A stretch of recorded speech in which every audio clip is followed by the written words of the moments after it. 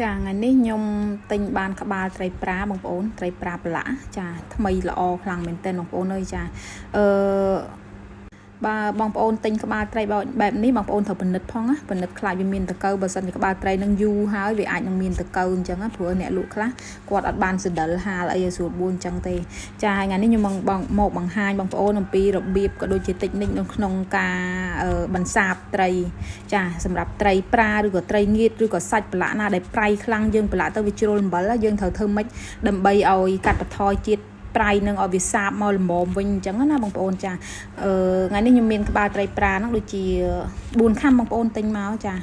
ខ្ញុំដាក់វាត្រាំក្នុងក្បាក់ដាក់ទឹកបែបនេះមកបងប្អូនបន្ទាប់មកចានេះគឺជាជំហានសំខាន់បំផុតបងប្អូនចាយើងបង់អំបិលចូលចាបង់អំបិលចូលបែបនេះបងប្អូនធ្លាប់ឮពាក្យគេនិយាយថាពឹសប្រសាពឹសហ៎បងប្អូនចាអានេះឯងគឺជាចាយុទ្ធសាស្ត្រពឹសបង្ក្រាបពឹសបងប្អូនចាយើងត្រាំទឹកដោយការបន្ថែមអំបិលបែបនេះហើយយើងទុកចោលប្រហែលជា30-40នាទីបងប្អូនសិមយើងស្រង់វាយកមកវិញចាយកមកលាងសម្អាតជាមួយនឹងទឹកធម្មតា2-3ទឹកទៀតទៅចាយុទ្ធសាស្ត្រនេះដំបូងឡើយគឺប៉ាខ្ញុំគាត់ប្រាប់បងប្អូនចាហើយខ្ញុំអត់ជឿគាត់ទេគាត់ប្រាប់ដំបូងគាត់និយាយធ្វើធម្មតាអញ្ចឹងហើយយើងអត់ជឿទេក្មេងអត់ជឿចាស់បងប្អូនចាដល់ពេលថ្ងៃក្រោយទៀតក៏ល្អរឿងត្រីប្រៃត្រីប្រឡាក់អីអញ្ចឹងទៅធ្វើមិនបានសាបធ្វើមិនអីនិយាយទៅយូរឆ្នាំក្រោយមកទៀតបានគាត់សួរថាចុះប៉ាប្រាប់មិនអត់ធ្វើតាមប៉ាហើយខ្ញុំក៏ឆ្លើយថាខ្ញុំអត់ជឿក្មេងអត់ជឿចាស់បងប្អូនហើយតាមពិតមែននៅពេលដែលខ្ញុំសាកធ្វើគាត់ប្រាប់ថាឲ្យសាកមើលបើមិនជឿសាកសិនទៅចាសាកមើលគឺមែនបងប្អូនចាយើងត្រីប្រឡាក់ត្រីងៀតប្រៃឯងយើងអត់ចូលចិត្តញ៉ាំទេដោយសារវាប្រៃអត់ចេះញ៉ាំអញ្ចឹងយកមកត្រាំទឹកអំបិលចោលប្រហែលកន្លះម៉ោងសំលៀងសម្អាតជាមួយទឹកធម្មតាបងប្អូនអើយសាបពិតមែនណាសាបដូចគាត់និយាយអញ្ចឹងមិនខ្ញុំចេះតែថាហើយនេះគឺខ្ញុំអនុវត្តខ្លួនឯងផ្ទាល់ហើយបើសិនជាបងប្អូនអត់ជឿចាបងប្អូនក៏អាចសាកអនុវត្តតាមខ្ញុំប្រាប់អញ្ចឹងបានដូចគ្នាចាហើយសម្រាប់មុខម្ហូបខ្ញុំថ្ងៃនេះគឺខ្ញុំស្ងោរក្បាលត្រីប្រាហ្នឹងជាមួយនឹងកបាសអំពិលបងប្អូនចាស្រុកខ្ញុំគេខ្ញុំហៅកបាសអំពិលបងប្អូនអ្នកបាត់ដំបងគាត់ឆ្ងល់គាត់សួរកបាសអំពិលហ្នឹងអីគេចាតាមពិតកបាសអំពិលហ្នឹងគឺត្រួយអំពិលបងប្អូនចាត្រួយអំពិលយើងខ្ចីហ្នឹងតែខ្ញុំអ្នកពោធិ៍សាត់ខ្ញុំធ្លាប់ហៅតាមអ្នកម្ដាយខ្ញុំគាត់ហៅកបាសអំពិលចាខ្ញុំក៏ហៅកបាសអំពិលតែដែរទៅដល់ពេលមកនិយាយនៅបាត់ដំបងគេសួរគេឆ្ងល់ថាកបាសអំពិលហ្នឹងអីគេបងប្អូនចាអានេះគឺខ្ញុំលាងកបាសអំពិលនឹងស្អាតហើយខ្ញុំយកមកចិញ្ច្រាំវាហាន់ចាយើងហាន់វាល្អិតបែបនេះមកដើម្បីឲ្យចាត្រួយអំពិលយើងចេញជាតិបានល្អបន្ទាប់ពីលាងសម្អាតត្រួយអំពិលហើយចាក៏ទុកត្រីប្រឡាក់នឹងចោលសិនដើរទៅផ្ទះម៉ែក្មេកបងប្អូនអើយដើរទៅរកស្រះទឹកគាត់គឺដើម្បីរកបេះតកួនបាន4-10តងយកមកបដែតចាជាមួយក្នុងសឡយើងមួយឲ្យឃើញមានបន្លែខ្លះអញ្ចឹងណាបងប្អូនចានេះគឺស្រះទឹកម៉ែក្មេកខ្ញុំបងប្អូនចាគឺ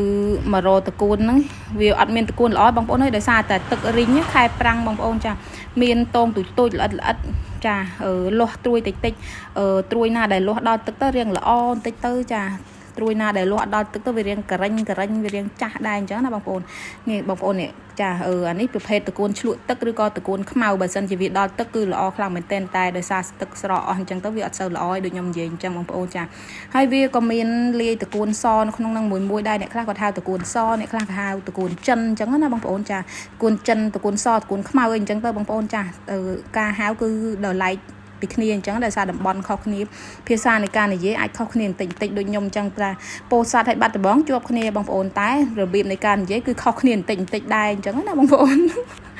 ចាឃើញថាតកួនយើងប្របាក់សំមែនតើបងប្អូនអើយនៅនេះមកតងនៅនោះមកតងចាដើរប្រលេះនេះមួយនោះមួយហើយណាមួយហ្នឹងត្រូវទប់តែងខ្លួនផងតែស្រួលហ្នឹងធ្លាក់ផុកបងប្អូនចាដោយសារទឹកនេះគឺស្រកតិចខ្លាំងមែនតើហើយបើស្រួលហ្នឹងតែដើមស្រួលហ្នឹងថាកប់ផុកកប់ទឹកនោះហ្នឹងហើយចារោនអ្នកជួយមិនឃើញទេជ្រៅពេកហើយសម្រាប់ខ្ញុំជាអ្នកនៅតាមតំបន់ស្រុកស្រែចកាអញ្ចឹងណាបងប្អូនគឺស្រួលមួយយ៉ាងដែរបងប្អូនអើយបន្លែប្លុកណាមានគៀនផ្ទះអាចដើរបេះដើរអន្សំបានគឺបេះអត់ចាំបាច់ពិបាកទិញគេទេចាហើយបើបន្លែណាដែលយើងអត់មានចារកអត់បានគឺយើងទៅផ្សារបន្លែត្រូវការបន្លែក្នុងផ្សារត្រូវទៅផ្សារបើថាអត់ត្រូវការបន្លែក្នុងផ្សារទេគឺយើងដើរអន្សំដូចខ្ញុំអញ្ចឹងឯងអន្សំតាមផ្ទះចាពេលខ្លះទៅក៏មកចុះដងអញ្ចឹងទៅពេលខ្លះទៅក៏ដើរតាមលបងផ្ទះទៅបងប្អូនអើយចាហើយពេលខ្លះទៀតក៏ទៅរកតំណាំដែលយើងបានដាំទុកអញ្ចឹងទៅវាមានពីនេះពីនោះខ្លះអីអញ្ចឹងណាបងប្អូនចានិយាយរួមទៅវាគ្រាន់ធូរលុយធូរកាក់មួយយ៉ាងដែរអញ្ចឹងទៅគ្រាន់ជាងអ្នកនៅក្នុងទីក្រុងដោយខ្លះដីគាត់ទូចគាត់ដាំអីពិបាកក្នុងការដាំតំណាំតំណោចអីអញ្ចឹងទៅណាចានេះហើយជីវិតយើងតាមបែបស្រុកស្រែចកាណាបងប្អូនចា ថាឲ្យស្រួលក៏មិនស្រួលចាឲ្យថាពិបាកក៏មិនពិបាកដែរសំខាន់គឺលើយើងទម្លាប់បងប្អូនតែយើងធ្លាប់រស់នៅបែបណាគឺបែបហ្នឹងស្រួលហើយបើឲ្យខ្ញុំអ្នកស្រែទៅនៅក្នុងក្រុងដើរទិញទៅបន្លែក្នុងផ្សារមកបាច់ណាក៏ចាយលុយចាមកបាច់ណាក៏ចាយលុយគឺរៀងអត់សូវទម្លាប់រៀងពិបាកដែរធ្វើចិត្តដែរបងប្អូនចាតែបើឲ្យអ្នកក្រុងមកនៅស្រុកស្រែក៏ប្រហែលជាមិនកើតដែរព្រោះអីអ្នកក្រុងធ្លាប់ចាលក្ខណៈថាទៅផ្សារទៅលឿនណាបងប្អូនបោះលុយ1000 2000ទៅបានបន្លែមកធ្វើភ្លាមហ្មងមិនបាច់បាក់ដើរសំដើរហត់ដើរបេះដើរបោកដូចខ្ញុំអញ្ចឹងសម្រាប់ខ្ញុំគឺត្រូវដើរបេះដើរបោកអញ្ចឹងវាខាតពេលវេលាប៉ុន្តែក៏វាចំណេញលុយមួយយ៉ាងដែរអញ្ចឹងណាបងប្អូននិយាយទៅថ្ងៃនេះមេឃសតុំផងបងប្អូនចាដើរបេះបន្លែឬអត់សូវក្តៅហ្មងដែរដោយសារតែមេឃរាំងសតុំរាំងល្ងឹតតាំងពីព្រឹកមកអត់បើកថ្ងៃទេអញ្ចឹងយើងដើរចុះបេះបន្លែដើរនេះដើរនោះទៅវារាំងស្រួលមួយយ៉ាងដែរអញ្ចឹងណាវាអត់ក្តៅវាអត់សូវហត់អត់សូវបែកញើសណាបងប្អូនចាបើសិនជាមេឃក្តៅបើកថ្ងៃពិបាកម្យ៉ាងដែរបងប្អូនចាអត់ស្រួលបានទេអានេះគឺបង្ហាញបងប្អូនជាមួយនឹងផ្កាតកួនបងប្អូនណាអត់ស្គាល់ផ្កាតកួនមើលឲ្យហើយចាអ្នកក្រុងនេះគឺផ្កាតកួនខ្មៅឬក៏តកួនជ្លក់ទឹកគឺផ្កាបែបនេះហើយបើតកួនសគឺផ្កាពណ៌សតែម្ដងបងប្អូនសអត់មានលាយពណ៌ស្វាយទេឃើញថាផ្កាតកួនស្អាតម្យ៉ាងដែរតែបងប្អូនចាដោយសារពណ៌វាមិនស្រស់ពេកចាក៏មិនស្រាលពេកដែរឥឡូវយើងតកួនយើងគឺបានហើយបងប្អូនប៉ុណ្ណឹងគ្រប់ហើយសម្រាប់ស្ងោរក្បាលត្រីយើងអត់សូវដាក់បន្លែច្រើនហ្មងទេដោយសារបន្លែយើងលក្ខណៈថាលួចមួយបងប្អូនយើងមានជាត្រួយអំពិលខ្លះសម្រាប់ឲ្យខាប់ទឹកអញ្ចឹងទៅចាហើយនឹងបន្លែនឹងតិចទៅហើយជាមួយនឹងត្រួយម្រះព្រៅបន្តិចទៅគឺឃើញសឡយើងគឺល្មមមិនរាវពេកទេបងប្អូនហើយជប់ជាមួយនឹងក្បាលត្រីកន្លះទៅបងប្អូនចាឥឡូវដើរនាំបងប្អូនដើរមករត្រួយម្រះព្រៅនេះដោះនេះមួយនោះមួយបងប្អូនអើយដើរអន្សំទៅរំទៅបានដោយសារខែប្រាំងវាអត់សូវមានទឹកចាត្រូវទឹកនេះត្រូវដោយសារតែប៉ាក្មេងខ្ញុំគាត់ដើរគាត់ស្រោចដំណាំគាត់អញ្ចឹងវានៅគៀនដំណាំអញ្ចឹងទៅវាត្រូវទឹកតិចវាក៏លាស់មកបានដែរអញ្ចឹងទៅចាឃើញថាម្រះព្រៅយើងគ្រប់ហើយត្រឡប់មកលាងតកួនច្បាច់វិញបងប្អូនតកួននេះគឺមានជ័របងប្អូនបើអត់ច្បាច់បែបនេះទេសឡរបស់យើងគឺពិបាកចាទទួលយកបន្តិចដែរបងប្អូនដោយសារជ័ររបស់វានេះបងប្អូនឃើញទេចាតកូនខ្មៅគឺមានជ័របែបនេះយើងពេលដែលលាងខ្ញុំចូលចិត្តសម្បាច់បែបនេះដើម្បីឲ្យវាជ្រះជ័របន្ទាប់មកយើងលាងសម្អាតជ័រនឹងមកទឹកទៀតទៅគឺរួចរាល់តែម្ដងហើយបងប្អូនយើងត្រឡប់មកមើលជាមួយនឹងក្បាលត្រីរបស់យើងវិញចាយើង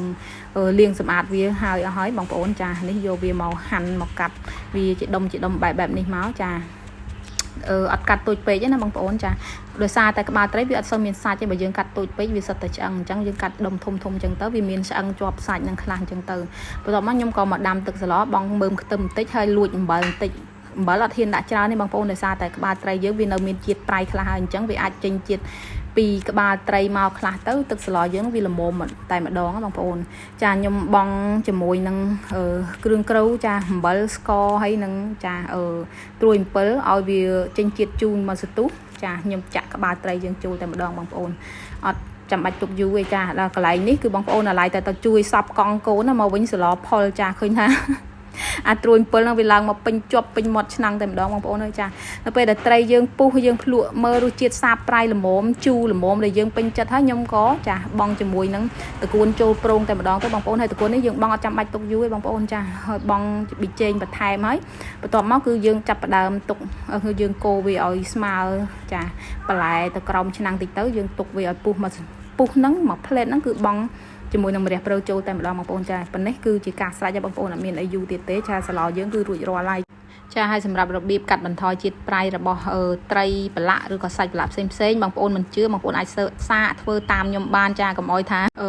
ដូចខ្ញុំអត់ជឿចាស់បងប្អូនចាអត់ជឿចាស់ឆ្លាស់ដៃថេងបងប្អូន